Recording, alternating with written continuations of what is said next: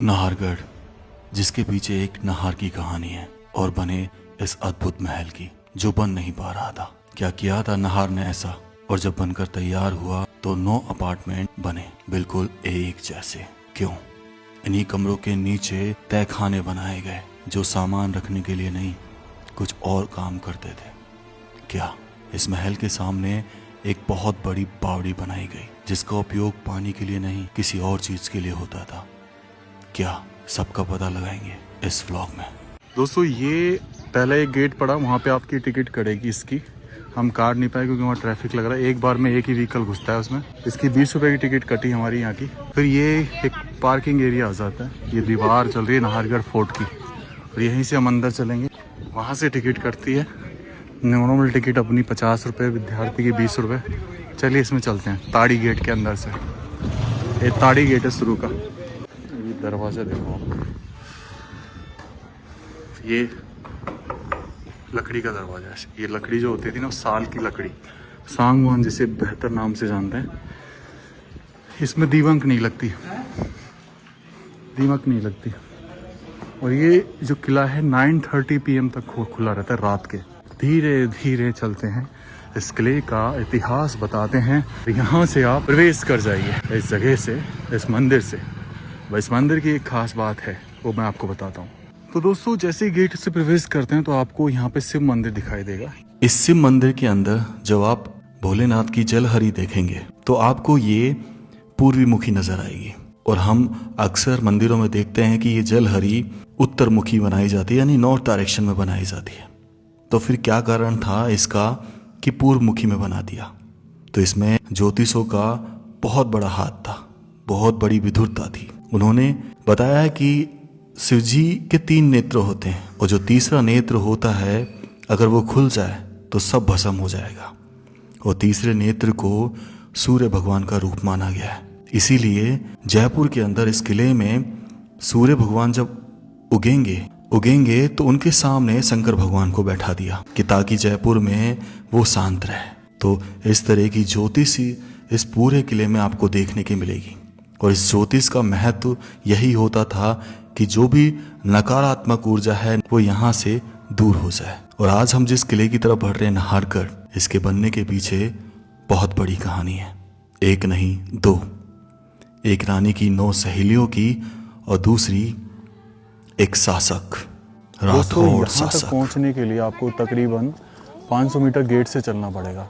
और ये जो इस साइड में देख रहे हैं आप, ये एक होटल बन चुका है अंदर। बेसिकली वहाँ पे आप खाना वाना खा सकते हैं। और जो मेन चीज़ देखने लायक है वो ये भवन है, जिसे माधवेंद्र भवन बोला जाता है। लेकिन उससे पहले कहानी सुनाऊंगा इधर चलते हुए।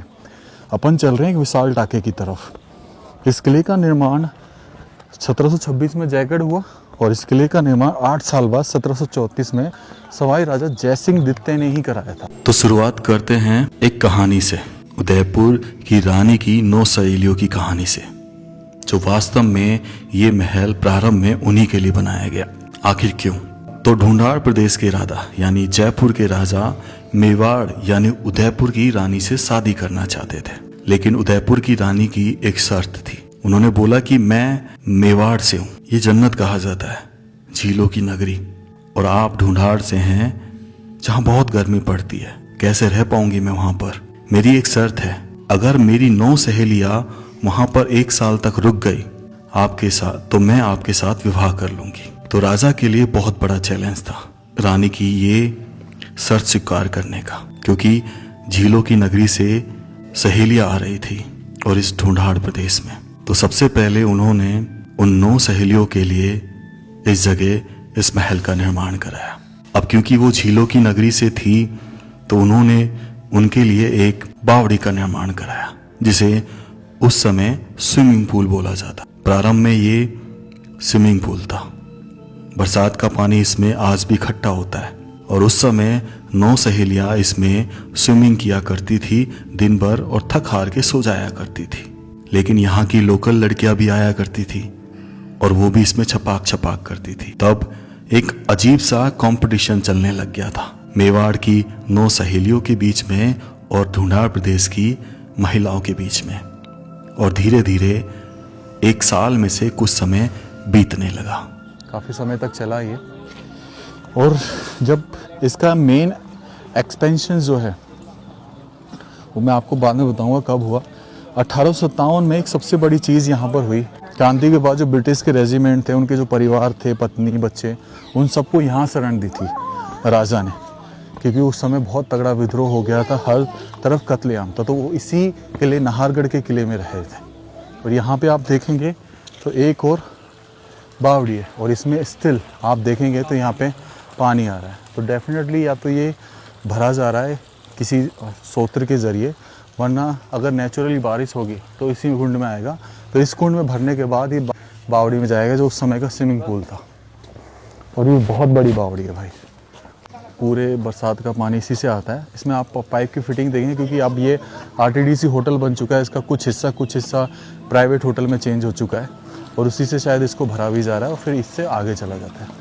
तो 1868 में राजा राम सिंह ने इसका विस्तार कराया। फिर उसके बाद 1883 में से लेकर 1892 के बीच में उदयपुर की इन 9 सहेलियों के लिए यहाँ पर एक महल बनाया गया, जिसका नाम रखा गया माधवेंद्र भवन। 9 जो सहेलियाँ थी शुरुआत में वो वहीं रही थी। तो यानी 9 साल में जो आज भवन में आपको दिखाने जा रहा हूँ वो बना। अब माधवेंद्र भवन बनवाया किसने था, ये सबसे बड़ा सवाल। जैसे नाम इंडिकेट करता है माधवेंद्र भवन, तो राजा माधव सिंह थे उस समय। आपको एक चीज़ और बता दूं, जयपुर ने तो फिर भी संधि कर ली थी मुगलों के साथ, लेकिन मेवाड़ नहीं झुका था, उसने कभी संधि नहीं की। हाँ जी, बहुत सोच समझ के इसको बनाया गया।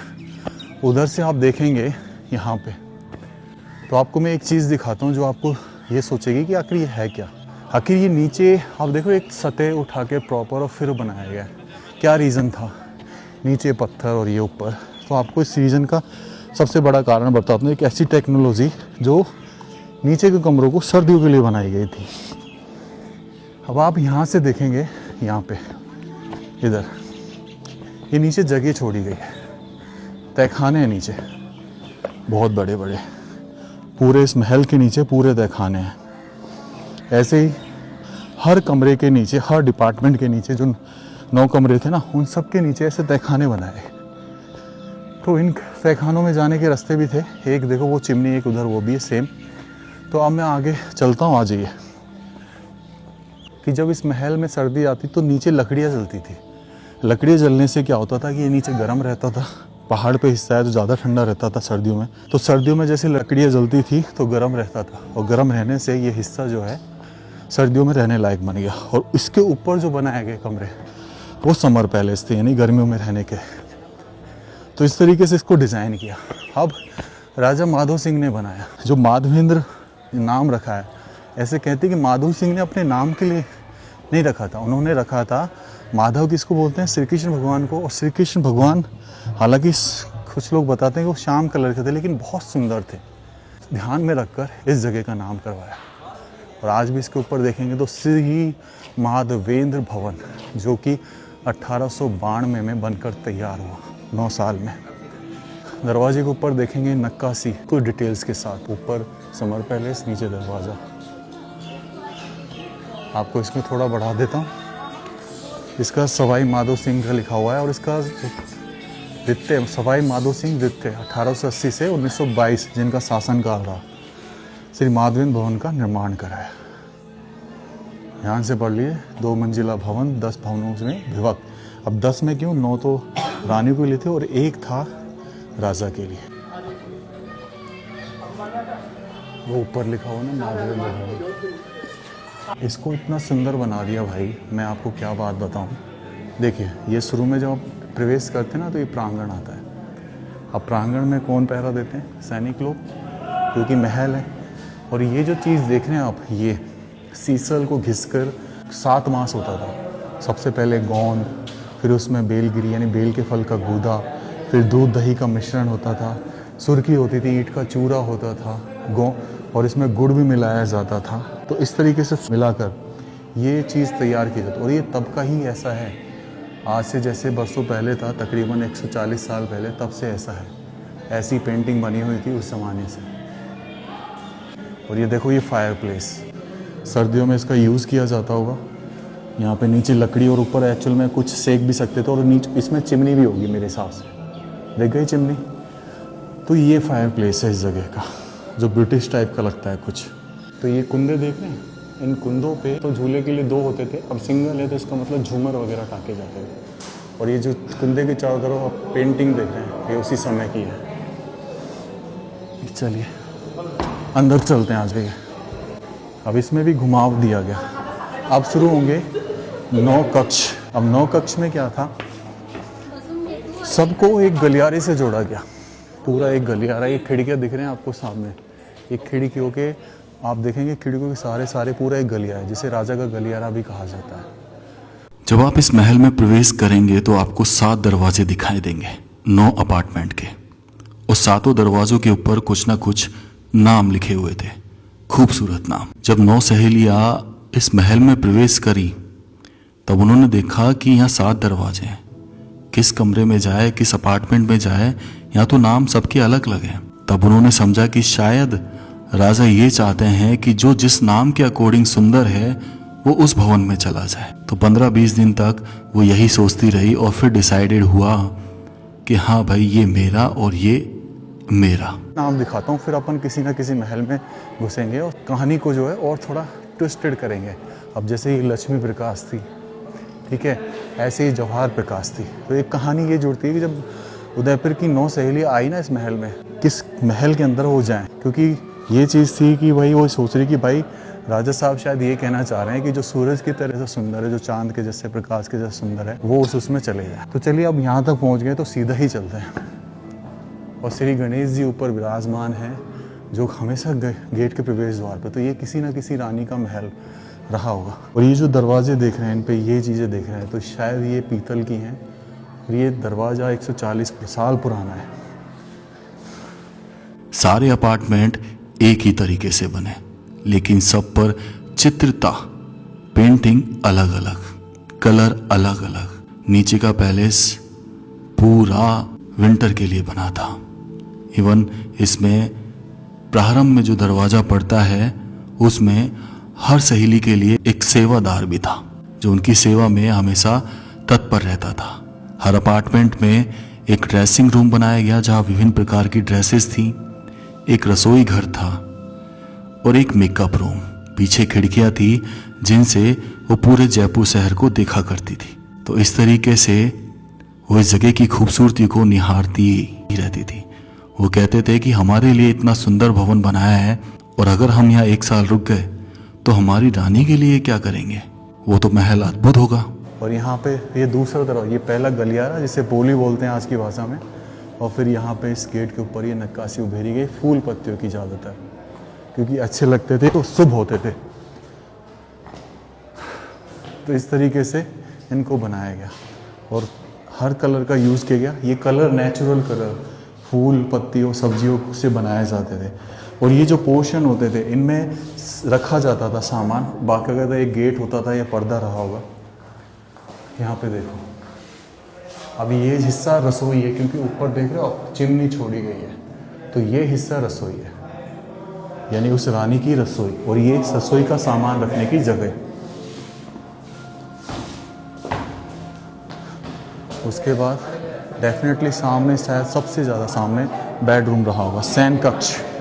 उसके बाद इधर चलते हैं अपन। तो इसको यहाँ पे अगर आप देखेंगे तो आले ही आले हैं, और ऊपर उधर जाली है बेडरूम के साथ जो इस आले को कनेक्ट करती है। तो इस जहाँ तक ये रानी का एक मेकअप रूम हो सकता है, जहाँ पे रानी मेकअप किया करती थी।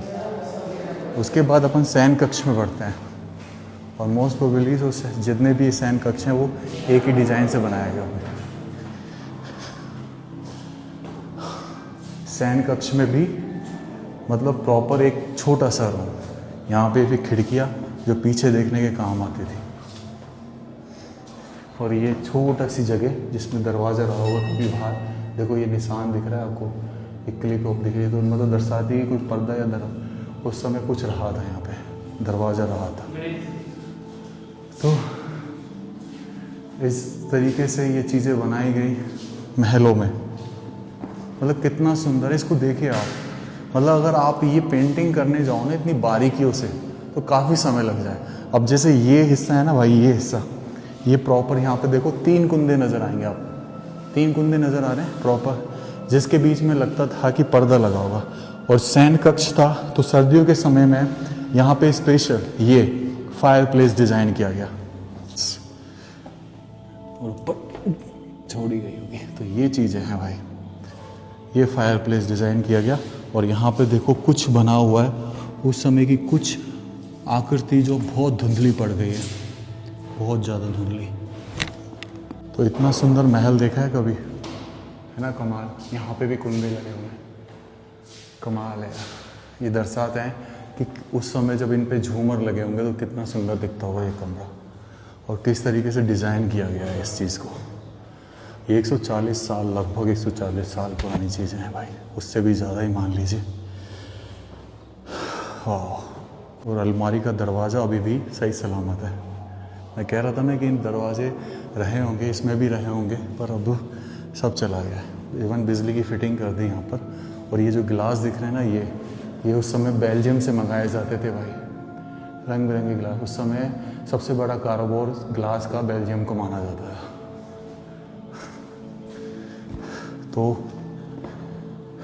ये था भाई उस समय। वाह, प्रॉपर। अभी भी कुछ मतलब गेट बचे हुए हैं, ऐसी बात है ये। हालांकि बहुत सुंदर महल। तो ये प्रांगण में ये बारिश का पानी इन छेदों से निकल के उस कुंडे या बावड़ी तक पहुंचता था जो मैंने आपको दिखाई। तो चलिए अब राजा के गलियारे में चलते हैं।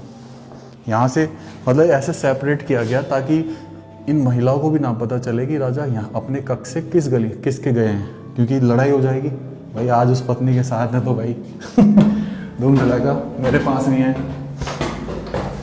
तो चलिए आ जाइए। तो राजा ने दिमाग लगा के कहा कि भाई गलियारा बनाना ताकि पता ना चले कि मैं किस पत्नी के पास जा रहा हूँ। सेम टू सेम राजा मानसिंह की तरह। ओके चलिए। मतलब उस समय देखो नाली जो एग्जिट होता था कैसे बनाया जाता पानी का। हाँ जी, राजा गलियारा दिखाता हूँ, पहले इस जगह को और देख लेते हैं। ऊपर की तरफ बने हुए ये कमरे समर पैलेस के हिस्से थे, जहां पर वो सहेलियां गर्मियों के दिनों में अपना समय व्यतीत किया करती थी। इनको भी इतना खूबसूरत तरीके से सजाया गया जिसे आप सिर्फ देखते रह जाएंगे। येलो कलर में बना हुआ था, लेकिन लग रहा था जैसे सोने से बना दिया गया हो। बेहद अद्भुत। और इन्हीं कमरों के पीछे खिड़कियां थी जहां से वो जयपुर का नजारा लिया करते थे। उनके लिए हर तरह की व्यवस्था राजा साहब ने कराई थी। इतनी सुंदर बना दी भाई, जन्नत से आ रहे हैं। उदयपुर को आज वेनिस ऑफ ईस्ट कहा जाता है। वेनिस सबसे खूबसूरत सिटी माना जाता है, सॉरी कंट्री। वो वेस्टर्न का है और ईस्टर्न, अपन ईस्टर्न में आते हैं तो ईस्ट का सबसे ज़्यादा खूबसूरत जगह मानी जाती है वो उदयपुर, इसलिए उसका नाम रख दिया वेनिस ऑफ ईस्ट। ये छेद देख रहे हो दिनेश, तू बता सकते हैं छेद किस लिए यूज़ में किए जाते थे? बताओ। कुछ ना कुछ इनका उपयोग तो रहा होगा। इन पे भी वैसे छज्जे पे भी ना पेंटिंग कराई तो गई थी, लेकिन ये देखो बारिश की वजह से धूमिल हो गई। हाँ लग रहा है। देखो किस तरह की गोले में डिज़ाइन किया गया है, और हर गेट के ऊपर अलग तरीके से डिज़ाइन है। देखा?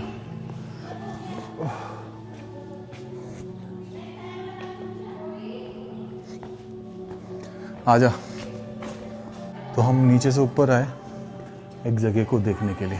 अब राजा साहब के गलियारे में प्रवेश करते हैं। ये देखो खुफिया गलियारा, यहाँ दरवाज़ा लगा रहता होगा, सारे दरवाजे बंद। अब जिस तरफ राजा साहब को पता रहता होगा इतने नंबर में वो रानी रहती है, तो चलो चलो इधर से, चलो इधर से आ जाओ, इधर से सीधी चक्की चलाएंगे। आ जाओ। और देखो यहाँ पे इस गलियारे में भी छोटी छोटी खिड़की, ये छोटी सी खिड़की, फिर ऊपर ये देखो डिज़ाइन। ये डिज़ाइन तो अभी भी कई घरों में मौजूद होंगे मेरे हिसाब से। अब राजा साहब यहाँ दूसरी रानी में प्रवेश कर गए। ये अलग ही अपार्टमेंट आ गया भाई, देख रहे हो आप? बस तो ये अब दूसरे अपार्टमेंट, और सेम बनाया गया। ऊपर ही छतरी लग रही है ना। तो जहाँ तक मोस्ट प्रोबेबली जो अपार्टमेंट था ये ऊपर का, ये समर पैलेस था, लेकिन एक इस साइड में राजा का भी हुआ करता था।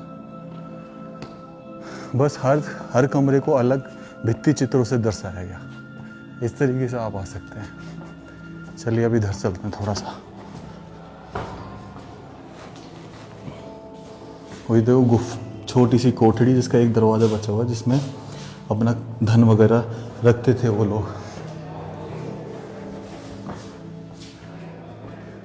अब हालांकि इसको पेंट किया जा रहा है ना, पेंट किया जा रहा है। आजा आगे चलते हैं, आजा।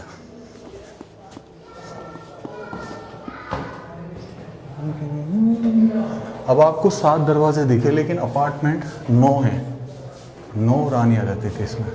दरवाजे 7 हैं, अपार्टमेंट 9 है, और एक अपार्टमेंट राजा साहब का है। तो टोटल 10 अपार्टमेंट है जो कहीं ना कहीं अभी अपन जो घूम रहे हैं ना ऊपर, ये हिस्सा है समर पैलेस का।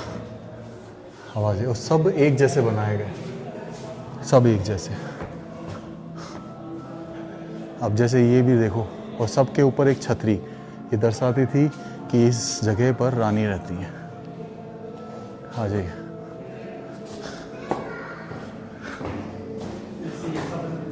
हाँ, गैलरी भी सही बना रखी है भाई ने। गैलरी के बगल में गैलरी बना रखी है। क्या बात है, सब कुछ ऐसा ही है सेम। यहाँ से ऊपर जाने के लिए सीढ़ियाँ और हैं दिनेश, यहाँ से ऊपर जाने के लिए सीढ़ियाँ और हैं। चले आजा।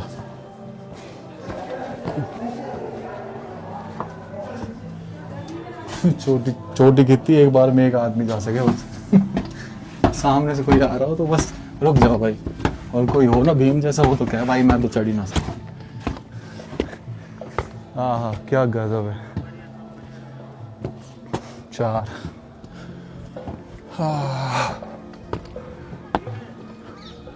जब आप इस किले के या महल के ऊपर की तरफ जाते हैं, तब आपको वो सारे 9 अपार्टमेंट अलग अलग दिखाई देते हैं। 4 8 और 3 11 बड़ी छतरियाँ, 3 3 6 2 8 और 8 छोटी छतरियाँ, पूरा लेक अल्ट्रा वाइड में।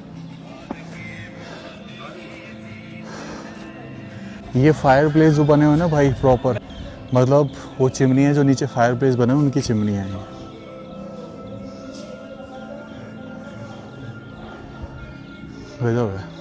तो एक साइड 3, उस साइड भी 3, परली साइड, फिर 1 2 3 9 अपार्टमेंट। जयपुर बसा हुआ है ना, उसका व्यू यहाँ से देखा जाता है। अब यहीं से आपको जयपुर का नज़ारा भी दिखाई देता है, बिल्कुल क्लियर। जहाँ तक देखेंगे सिर्फ आबादी ही आबादी। उधर आओ, उधर से देखेंगे। आजा। वो कौन सी बिल्डिंग हो सकती है बीच में यार? कौन सी? वो जो खड़ी है बीच में लगी, तो सवाई मान सिंह स्टेडियम। नहीं, हॉस्पिटल। अच्छा यार, ये तो जनता तो यार तगड़ी बसी पड़ी है जो है बे। जहाँ दूर दूर तक तो देख रहा है घर ही घर है, वो तो पॉल्यूशन आ गया, नहीं दिखाई नहीं दे रहा, नहीं तो दिखते ही रहे। अब ये सरट है ना, ये तो ये। हाँ, अब देखो भाई, इस किले की भी ट्रेल बनी हुई है। ट्रेल दिख रही है आपको? ये ट्रेल बनी है जो इस किले के चारों तरफ है, इस पहाड़ी पे चारों तरफ है। और आगे जब जाते हो ना आप इधर से जब आगे जाते हो, RTDC होटल बना दिया गया उसको, वहाँ पे वो सामने दिखा देने। लेकिन सामने उस जगह पर, वहां पर अक्सर एक व्यक्ति खड़ा रहता था, जो विभिन्न ड्रेस बदल के अक्सर उस महल पर नजर रखता था। ऐसा सहेलियों को नजर आया, लेकिन कौन था वो और आखिर क्या था उसके पीछे, उसको हम बाद में जानेंगे। तो यहाँ पे ये होटल 9:30 तो है ही रात के, और भी लंबा ही खुला रहता है 11 बजे तक। बाकी क्योंकि एक बार जो एंटर कर गया 9 सवा 9 तो वो तो लेट ही निकलेगा। तो अभी हम जो अपार्टमेंट है, इसमें 9 अपार्टमेंट है। कैसे बनाए गए? एक सिमेट्री के साथ, 3 अपार्टमेंट सामने, 3 इधर 3 इधर, तो ये टोटल 9 अपार्टमेंट हो गए। सब तीनों के तीनों एक तरीके से, लेकिन सिर्फ फ़र्क था तो कलर का, जो कलर का फ़र्क किया और जो थोड़ा सा उन्होंने पेंटिंग में फ़र्क किया वो था। और ये जयपुर इतना बड़ा हो चुका है भाई, तो थोड़ा सा आगे चलते हैं, इसी महल की छत पर घूमते घूमते तो आपको दिखाई देगा एक बड़ा सा मैदान, एक स्टेडियम जिसका नाम चौगान स्टेडियम है। अब जब सहेलियां कुछ समय के लिए बोर होने लगी तब उन्होंने राजा से शिकायत की थी कि अब मन नहीं लग रहा। तब राजा ने यहीं से उनके मनोरंजन के लिए एक स्टेडियम बनाया जिसका नाम आज चौगान है, और वहां पर 9 राज्यों के राजाओं को बुलाया, छोटे बड़े राजाओं को। 9 टीमें बनाई पोलो की। जब वो मैच चलता था तो वो इस जगह से क्लियर दिखाई देता था, तो उसका आनंद वो सहेलियां लेने लगी और समय और बीतने लगा। क्या वाकई में वो 1 साल पूरा कर पाएंगे यहाँ पर? चलिए, मजा आने वाला है, बहुत मजा आने वाला है। चलिए अब उस कहानी को कंप्लीट करते हैं। आखिर कौन वो व्यक्ति या पर्सन था जो इन सहेलियों को देखा करता था? तो एक दिन सहेलियों ने ठान ली कि हम उस तक पहुंचेंगे और पता करेंगे आखिर वो कौन है। जैसे ही वो वहां पहुंचे तो वो देखकर हैरान रह गई। वहां पर स्वयं मेवाड़ की राजकुमारी खड़ी हुई थी। तो मेवाड़ की राजकुमारी ने सहेलियों से बोला कि मैंने तुम्हें यहाँ भेजा था राजा को हराने के लिए, लेकिन 11 महीने और कुछ दिन बीत गए हैं, लेकिन तुम राजा को हरा नहीं पाई और ना ही मुझ तक कोई सूचना भेजी। मुझे आना ही पड़ा ये देखने के लिए कि आखिर तुम रह कैसे रही हो। तो फाइनली सहेलियों ने कहा कि अब हम राजा को नहीं हरा सकते। तब उन्होंने बताया कि हम राजा से मिलना चाहते हैं, राजकुमारी साहिबा, क्योंकि अभी तक सहेलियों ने राजा को नहीं देखा था। सिर्फ राजा तक वो संदेश भिजवाया करती थी अपने सेवादारों के द्वारा। फाइनली जब राजकुमारी हार गई, सहेलियों ने हार मान ली, तब राजकुमारी राजा से जाकर मिली और बोला कि मेरी सहेलियां आपसे मिलना चाहती हैं। लेकिन सहेलियां राजा से मिलकर चौंकने वाली थी। जब वो 12 महीने इस महीने में रह रही थी, खाना बनाने के लिए एक बावर्ची आया करता था, एक हलवाई, जिससे वो अक्सर लड़ा करती थी ताकि किसी तरीके से वो भाग जाए और यहाँ पर सहेलियां बोल दें कि राजा साहब आप हमें खुश नहीं रख पाए। लेकिन ऐसा नहीं हो पाया। जैसे ही वो राजा से मिली तो पता चला कि ये राजा तो वो हलवाई है जो हमारे लिए खाना बनाया करते थे। तब वो बेहोश हो गई और होश में आने के बाद उन्होंने रानी से कहा कि अब हम यहाँ से नहीं जाएंगे। हम या तो इस महान राजा की रानी बनकर रहेंगे या सेवादार, कुछ भी करिए पर हम यहाँ से नहीं जाएंगे। तब राजकुमारी ने राजा से ये चिंता जताई। तो राजा ने कहा कि जब ये यहाँ रहती थी तो मैं इन्हें अपनी बेटियां मानता था, मैं इन सब का कन्यादान करूंगा। तो जो 9 पोलो टीमें बनाई थी उनके राजाओं से उनकी एक एक करके शादी करा दी गई। आज भी शायद उनके परिवार इस ढूंढाड़ प्रदेश में यहीं कहीं हो। लेकिन मैंने आपको एक कहानी और बताई थी, बताया था कि असली कहानी ये नहीं सहेलियों की, असली कहानी कुछ और थी। एक शासक, इस महल से पहले इस किले का नाम सुदर्शनगढ़ हुआ करता था, जहां पर बताते थे कि एक राठौड़ शासक रहा करते थे जिनका नाम था नाहर सिंह चौहान। जब इस जगह पर उस किले को तोड़कर महल बनाया जाने लगा तब बहुत समस्या आने लगी। तब राजा को किसी ने बताया कि यहाँ पर एक प्रेत आत्मा है जो ये नहीं चाहती कि ये महल बने। तब पूजा अर्चना की गई और पता चला कि वो प्रेत आत्मा नाहर सिंह चौहान की थी और उनसे विनती की कि प्रभु हमें ये महल बनाने दीजिए, इस जगह का नाम हम आपके नाम पर रखेंगे। तब जाके इस जगह का नाम नाहरगढ़ पड़ा। ये है राजा का, लेकिन ये बंद है क्योंकि काम चल रहा है इसमें। चलिए, आपको कहानी सुना रहा था ना नाहर सिंह भोमिया जी की, जो एक राठौड़ शासक थे। राठौड़ बेसिकली जोधपुर से आते हैं, वो रहा करते थे इस भवन के बनने से पहले। अब देखो ये नीचे तहखाने में लकड़ी जलाने, तो रास्ता भी होगा जाने का, ऐसी बात नहीं, पर वो बंद कर देते हैं ना रास्ता, ये तो दुनिया घुसती। अब ये देखो इसी जगह से रास्ता होता है नीचे जाने का। तो इसके पीछे जस्ट आपको मंदिर दिखाई देगा और आज भी ये यहाँ पर पुजारी जी बैठते हैं इस मंदिर के आगे। और रीज़न ये है, आज भी कहा जाता है कि जो भोमिया जी हैं उन पुजारी जी के अंदर आते हैं और वो लोगों की समस्याओं का समाधान करते हैं। अरे नहीं खाते नहीं है भाई। नाहर सिंह टेम्पल, तो ये है भाई वो स्थान। ये मंदिर है छोटा सा जो इस बुर्ज पे बनाया है।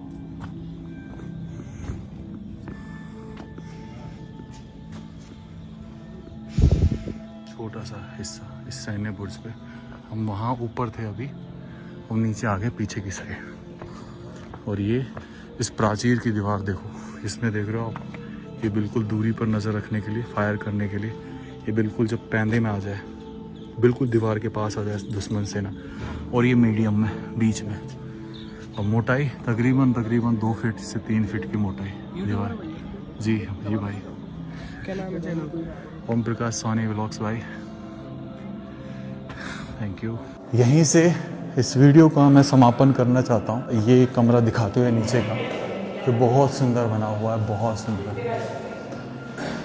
और भाई उनको कोटि कोटि प्रणाम जिन्होंने ये बनवाया। आप देखोगे ना नीचे भी इसमें कलर किए गए। अब ये हिस्सा कैसे धूमिल हो गया, क्योंकि ये आने जाने का हिस्सा, ये हिस्सा अनटच रहता है, तो अनटच रहता है तो ये कम जर्जर हुआ। और यहाँ पे भी हर रूम में एक चिमनी थी। धन्यवाद, आपने वीडियो यहाँ तक देखी। कैसा लगा ज़रूर बताना। राम राम से सभी को। खम्मा गणिसा राजस्थान, मेरा देश मेरा भारत। टिकट निकाल लेना, तो भागी जा रहा है। ला